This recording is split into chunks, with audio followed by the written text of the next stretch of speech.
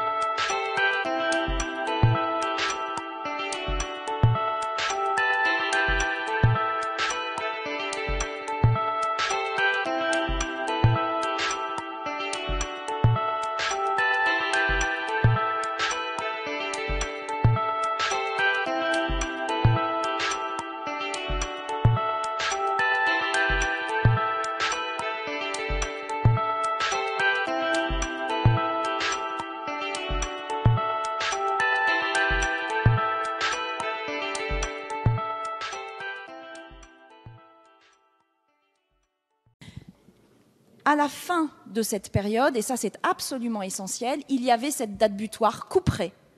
Quoi qu'il arrive, en 2020, c'était fini pour tous les néonicotinoïdes. Pourquoi c'était très important d'avoir cette date butoir couperet?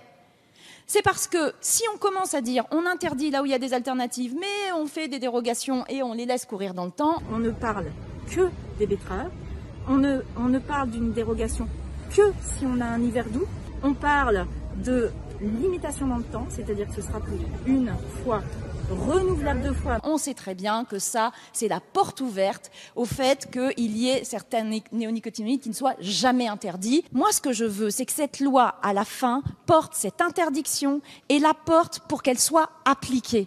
Que ceux qui me disent qu'on peut faire autrement pour avoir des semis de betteraves dans les 6 mois viennent me voir, je les écouterai avec grande attention.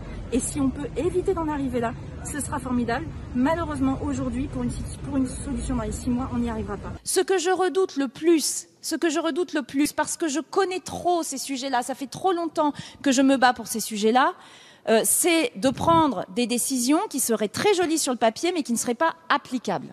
Ça doit nous donner une leçon à tous ce qui est en train de se passer. Quand on vote des lois, il faut que derrière, il y ait une application de ces lois. Et ça, ce n'est pas possible. Ce serait vraiment mentir à la population, ce serait se payer de mots, ce serait se faire plaisir, mais ce ne serait pas responsable. Moi, je suis une responsable politique. Et donc, je ne pouvais pas laisser les choses partir comme ça.